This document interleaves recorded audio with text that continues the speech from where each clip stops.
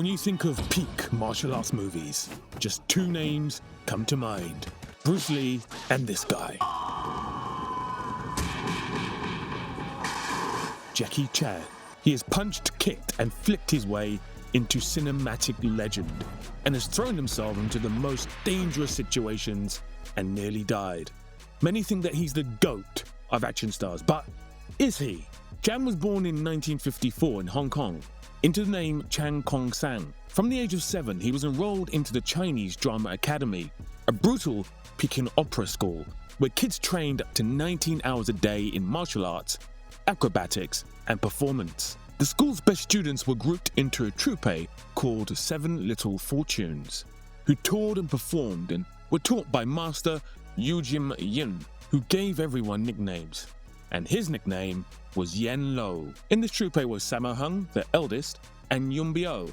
They later became known as the Three Brothers in Hong Kong cinema.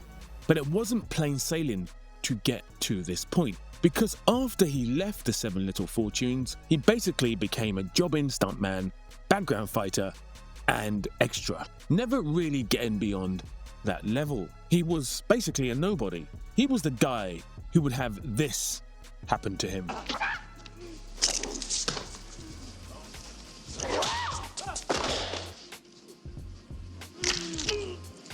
And then in 1976, Jackie just had enough. He seemed to give up on his pursuit of being a film star and moved to Australia with his mum and dad, where he worked odd jobs before finally getting a construction job. And it was there that they would call him Jack. And soon Jack became Little Jack, and then soon that became Jackie. But Jackie wasn't actually in Australia for too long, because in the same year he got a telegram from Willie Chan, no relation, but the man who would become his lifelong manager.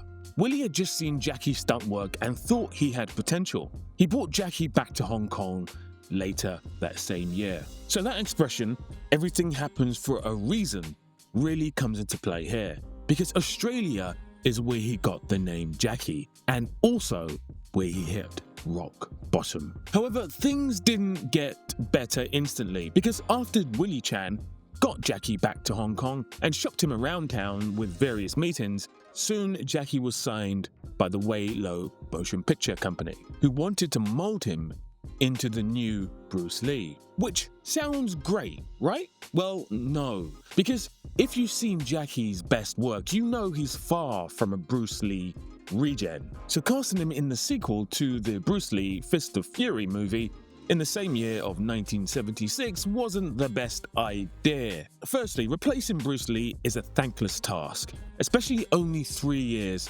after he passed away. And then also, Jackie Chan is no Bruce Lee. The whole idea of replacing a legend is a tricky conversation in any field, especially if they passed away in their prime. Bruce Lee was just 32 when he died, so replacing him was an impossible task. For example, many considered Tupac to be a legend. It is said that his regen is Kendrick Lamar, but Kendrick's prominence was roughly 20 years after Pac's death, and it gave people plenty of time to ruminate before a regen came to the arena. New Fist of Fury was a flop, both commercially and critically. Jackie's typical comedic, playful personality was completely suppressed. Audiences didn't accept him as a Bruce Lee replacement, and the film failed to take off at the box office. This was followed by 2 more flops: Shaolin Wooden Men in 1976 and To Kill with Intrigue in 1977. Both tried the formula of trying to make him into the new Bruce Lee, and both failed. It wasn't until Willie Chan negotiated for Jackie to work with another director, the legendary Yuen, that things began to change. The film Snake in the Eagle's Shadow allowed Jackie to finally express himself, mixing comedy, acrobatics, and kung fu. It was a smash hit, and suddenly things were looking up for him. But his next movie had to be a hit as well, after a string of flops beforehand. And that's where this movie comes in.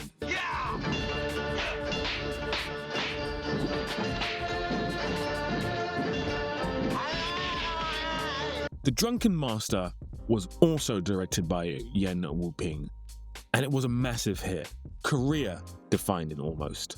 It took his goofy, underdog energy and pushed it further, making the drunken boxing style iconic.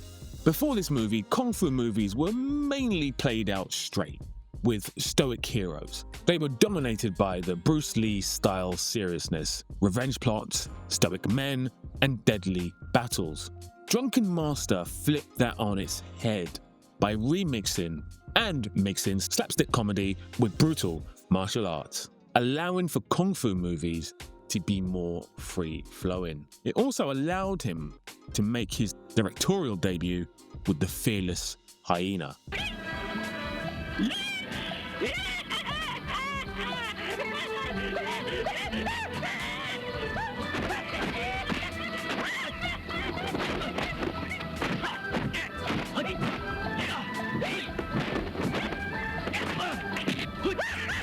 Which was another big hit and proved that he could direct as well as star. But with mo money comes mo problems.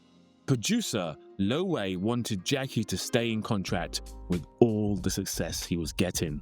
This led to clashes with the triad elements of the Hong Kong film industry. Things got heated to the point where Jackie has said that he was threatened by triad gangsters sent by Lo Wei's circle to intimidate him to staying under contract. Jackie's savior in this situation was Golden Harvest boss Raymond Chow, who was also Bruce Lee's old producer. Chow essentially stepped in to buy out Jackie's contract and protect him from further threats. After this, Jackie stayed loyal to Golden Harvest for decades because they gave him protection, resources, and the freedom to direct and choreograph the way he wanted. But before he had the chance to work with Golden Harvest, he had to go to America to make his big debut movie, The Big Brawl, which teamed him up with Enter the Dragon director Robert Klaus. There were high hopes for this movie, and whilst the movie did make a profit, it wasn't the sizable hit that the studio had hoped for, especially as Enter the Dragon made $400 million worldwide. This movie made just $21 million. Of the experience, Jackie said, "They told me, don't do this, don't do that, just punch and kick. But my whole career was built on doing what they told me not to do." And whilst the movie didn't suppress its comedy, it did have some charming fights. It didn't quite have that normal charm. Chan later reflected, "I was not ready. They were not ready. It was not the right time." So he went back to Hong Kong and made The Young Master, his first movie with Golden Harvest. It was another hit. Before trying America again with Cannonball Run, in which he plays a Japanese racer. Step back, my dear. I must warn you, I'm Roger Moore. Roger Moore. He's hardly in the movie as well, but it was a big international hit, meaning that the world got to see a bit of Jackie Chan for the first time, really. But considering he's barely in it, it kind of meant nothing.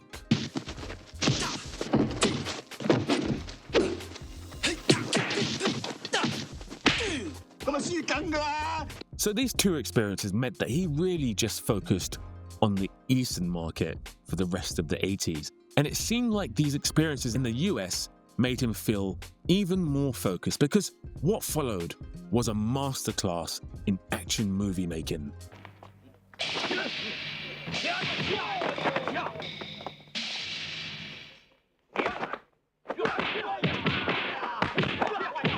Project A in 1983 reteamed him with the three brothers, Sammo Hung and Yuen for their first movie together, a movie which includes this legendary stunt by Chan.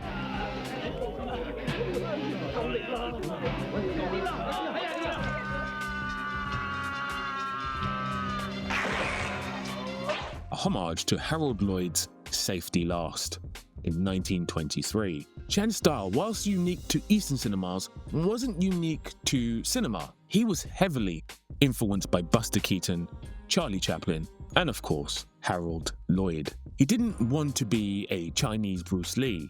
Instead, he wanted to be a kung fu version of Chaplin, Keaton, and Lloyd, combining martial arts with slapstick, heart, and rhythm. Project A was quickly followed by Wheels on Meals, which was another hit. It was originally supposed to be called Meals on Wheels, but Golden Harvest had a superstition about movies starting with M flopping.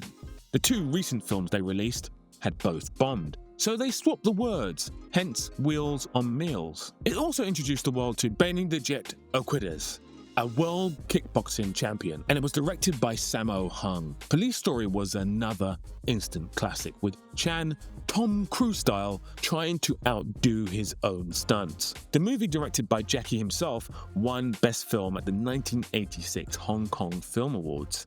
But more than anything, it probably most defines the legend of Jackie Chan, and it was the movie that nearly killed him. This stunt where the car is flying down a hill at an incredibly stupid speed, that's actually him in the car. This stunt where the man is attempting to stay attached to a bus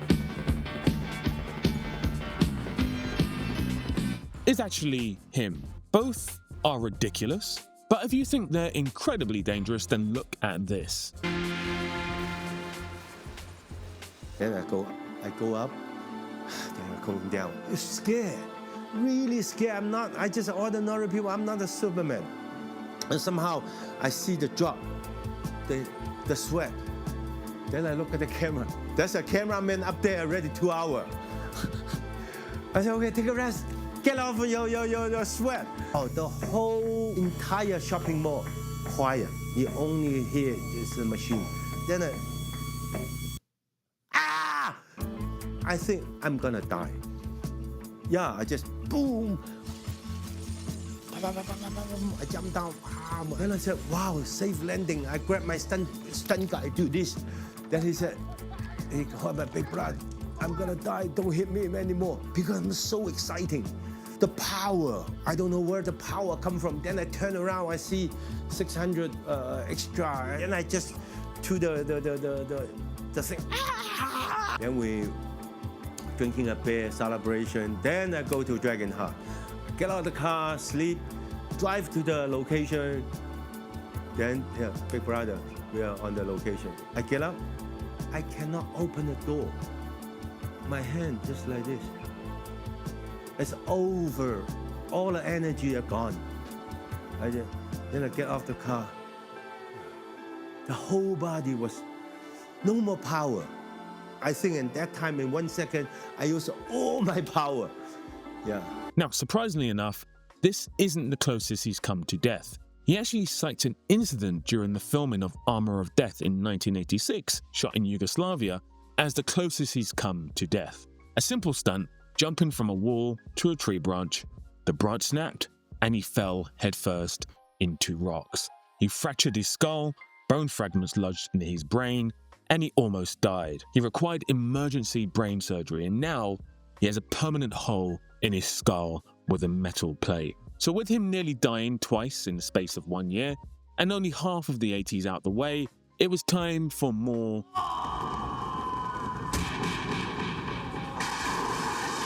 and more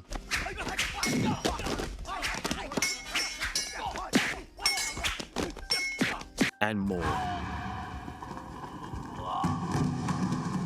Chen didn't need America because the invention of home video across the world meant that people were seeing his movies. His name was spreading everywhere. Police Story 2, Dragons Forever, and then in the early 90s, some more awards and more movies like Police Story 3, starring Michelle Yeoh, Twin Dragons, where he plays himself twice, and Crime Story, a more serious role for him where he won Best Actor at the Golden Horse Awards in Taiwan, proving that he could do more than just comedy. He was untouchable.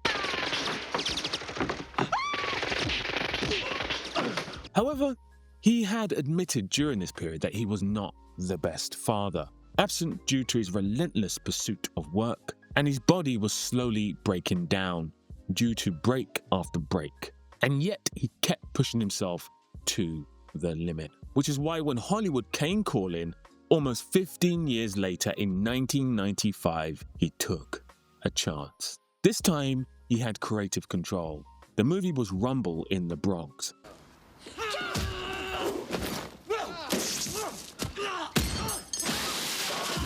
which was actually filmed in Canada and was not at all a polished product. Visible stunt pads, Vancouver mountains. The movie was lacking just a few things. He even broke his ankle, Tom Cruise style, and kept filming. Listen, Tom, I love you, but Jackie is the original. So the film was hardly perfect, but Jackie's charisma and stunt work won over the audience. The movie was considered a hit, making $76 million on a modest $7.5 million budget. With an audience already baked in from his 80s hits, this was the moment that solidified him as a big international name. And then movies like Mr. Nice Guy, directed by Sammo Hung, was also a big hit in Asia, but then was also distributed by Warner Brothers on the back of the success of Rumble in the Bronx. And then Who Am I was another hit.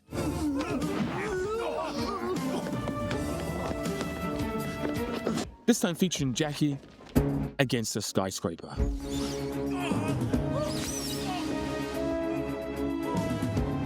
Now, he's gone on record to say this is one of the scariest stunts that he ever did. The margin for error was razor thin.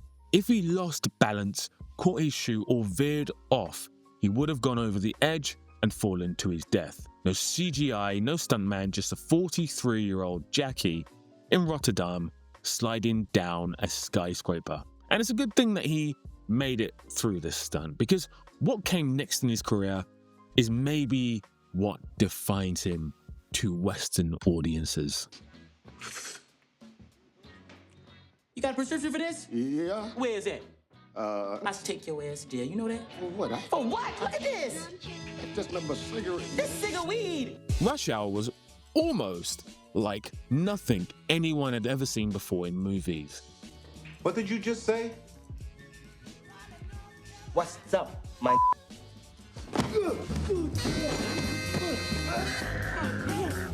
Sure, the cop buddy genre had been done to death so many times. In fact, Nick Nolte and Eddie Murphy kind of defined the genre. Not a very popular place with the brothers. My kind of place. Always like country boys. They're sure as hell gonna like you.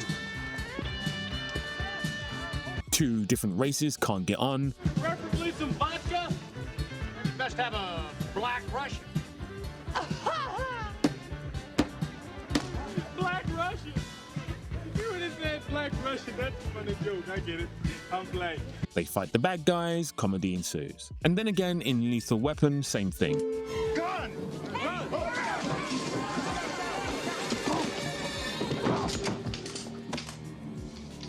Raj, meet your new partner.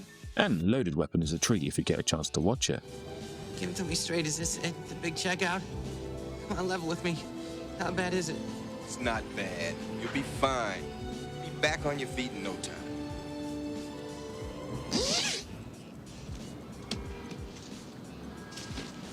But the point is, it had been done before. But Rush Hour somehow still felt fresh and unique. Chris Tucker, fresh off his electrifying performances in Friday and The Fifth Element. Ooh. Jackie Chan, fresh off literally everything he'd done in the past 17 years. And now we had the rising black actor meets the experienced Asian superstar, and the sparks just flew. I want to help with the investigation. This is my case. Now, Jackie wasn't initially sure about his co-star. Beach Boy. The Beach Boy's gonna get you a great ass whooping. Don't you ever touch a black man's radio, boy. New Line wanted Chris Tucker after his breakout hit with Money Talks in 1997. This is wrong. This is right. It can't get no righter. And therefore Jackie agreed, but he later admitted he didn't fully understand Chris Tucker's fast, high-energy comedy until they started filming. Jackie choreographed most of the stunts, bringing his Hong Kong team to ensure the fights had his signature style. And one of the key concerns was that the movie wouldn't allow him to bring all the elements of the successful style that he had had in movies previous. Rush Hour was actually Jackie's first real Hollywood movie since The Big Brawl in 1980, because Rumble in the Bronx was actually made by Golden Harvest and distributed by New Line Cinema. Rush Hour was actually made by New Line Cinema themselves, and this made him nervous initially. But director Brett Ratner assured him that all the techniques that made him so successful previously would be used in this film. And there it was, an international hit. On a budget of 35 million, it grossed 244 million, a monumental success. And finally, almost 20 years down the line, Jackie Chan was an international name in everyone's mouth. It, in fact, opened the door to more Asian stars and, dare I say, more Asian actors to flourish. Chow Yun-fat, an action star in Hong Kong in the 80s, hit Hollywood, and then Jet Li followed, and it kind of kicked the kung fu genre into action again. In 2001, Rush Hour 2 grossed even more money. A year before this, the buddy action genre was triggered yet again with the Chan and Owen Wilson movie Shanghai Nights, followed by its sequel in 2003. Now, both were hits, but not as successful as the Rush Hour movies. But just as his international fame in front of the camera was growing, his personal life was being teared apart even further. Jackie admitted to having an extramarital affair with Hong Kong actress Elaine Ng Yilei. The revelation that she gave birth to his daughter, Etta Ng, in 1999 shocked Asia, as Jackie had been married to Joan Lin since 1982. Jackie later called the affair a mistake every man makes, a phrase that drew heavy criticism for being very dismissive. I mean, it was worth a try, so men, if you do get caught in this situation, maybe don't try that technique. Just listen to Shaggy, he knows how to do it. Wasn't me. The words that I told her. His relationship with Etta, his daughter, has been very strained. He's admitted that he's not been the best of a father figure to her. Long before the Elaine scandal, Jackie himself admitted in his autobiography that during the height of his fame in the 80s and 90s, he was a serial womanizer. He wrote that he wasted loads of money on luxury cars, mistresses, and nights out, neglecting his wife, Joan Lin, and his son, JC. And it was right after Rush Hour 2 that the Hollywood glow began to dimmer ever so slightly. The tuxedo, the medallion were not the hits that he was hoping for. And as he moved into his 50s, the bone-crunching stunts were no longer something that appealed to Jackie.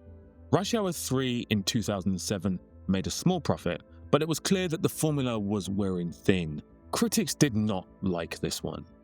But what do they know, eh? Holy mother of Jesus! She's a man. I went to second base with a damn Frenchman. Oh well, no, this is a rough movie. In 2008, he teamed up with Jet Li for the first time with The Forbidden Kingdom.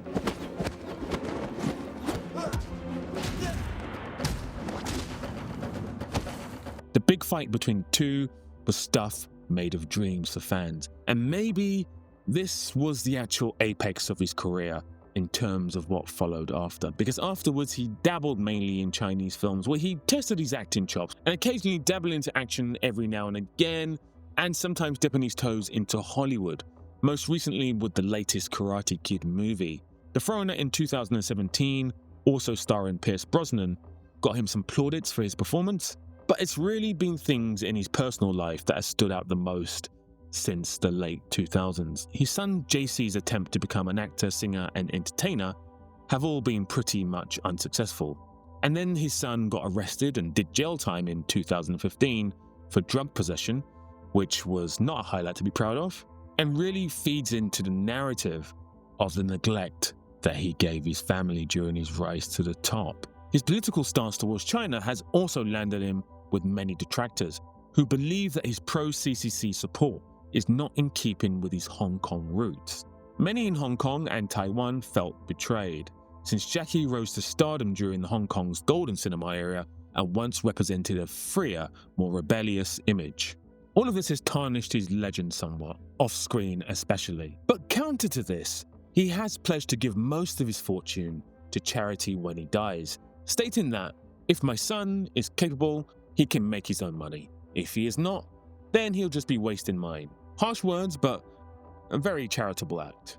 On screen, there's no doubting that he's created some of the most iconic moments, not just in action movie history, but in cinema history, even receiving a well-deserved honorary Oscar in 2016. And with talks of Rush Hour 4 potentially happening, and in the comments let me know if you think that's a good idea, and maybe even a new Police Story, again in the comments let me know if that's a good idea, it's clear that little Jackie hasn't quite finished yet.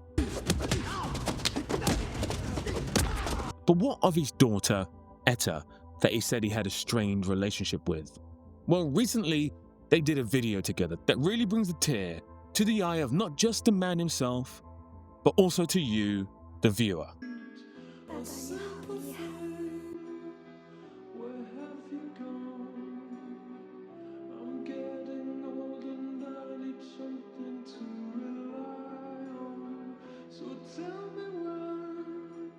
Okay, but here's the thing. This isn't actually his daughter. This is an actress. And this is actually a movie set. And they get choked up, and isn't it wonderful? And I cried too, and it'll be the most wholesome thing you see all day. Well, people did start to see it in their timeline all day, and the people that know better also saw it in their timeline. That's not Jackie Chan's daughter, that's actress Lu Haokong. She played his daughter in a movie called Ride On, which came out this past April in mainly China. His real daughter is actually still estranged from Jackie, and seems to be going through a few issues. But you can believe that Jackie's real life daughter has been disowned by him, and she was seen in September at a Toronto food bank collecting. Hi, I'm Jackie Chan's daughter, and this is my girlfriend Andy. We've been homeless for a month due to homophobic parents. And really the genius of Jackie Chan's life on screen compared to the chaos off screen really raises the debate about separating the art from the artist. Is it a good or a bad thing? Well, that's a subject for another video, because Jackie Chan, the artist, is a legend.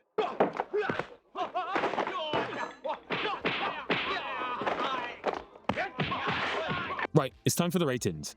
For skills, I mean, this really is a no-brainer. Just in terms of his skills as a performer and as a martial artist, he is elite. And he has to get a 10 here. No other martial artist, bar maybe Tony Jaa, has hit his height in terms of physicality on screen. Well, movies is a tough one because he has so many. And a lot of them, especially the recent ones, are not great. But none of this negates the classics. Police Story, Rush Hour, Drunken Master, Dragons Forever, Wheels on Meals, so many classics, another 10. For screen presence, well, I mean, it's Jackie. Him on screen is electric. He has to get a 9 here. The only reason why it's not a 10 is that I think there are other actors over the years who match him in this area. But maybe this is one for debate. So I'll let you guys tell me in the comments whether he gets a 9 or a 10 here. I will change it on the community page if I think I get enough 10s. And then obviously score will change as well. For versatility, this is perhaps, like most action stars, where he will score the lowest, because he has actually put in some good, serious performances over the years. The Foreigner being the most recent, but he's also not at the level of a Wesley Snipes, for example. I will give him a 7 here. And finally, for legacy, well, I mean, this is a clear 10. The only debate to have here when it comes to this category is who is the bigger legend when it comes to martial art movies. Is it Bruce Lee or Jackie Chan? And that is a debate that will live on. It's very similar to the Ronaldo or Messi debate. And if you haven't subscribed to my channel about football, please do. Shameless plug.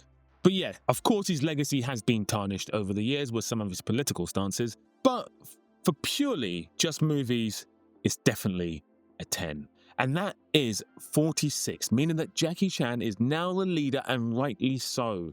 But who can beat him? Maybe Bruce Lee, maybe Arnie. How about Bruce Willis, or how about Will Smith? In the comments, let me know who you'd like to see next. This has been a long video, so I'm going to keep the outro short. Please hit the like button and subscribe, and the names on the screen now are all the channel's YouTube and Patreon members.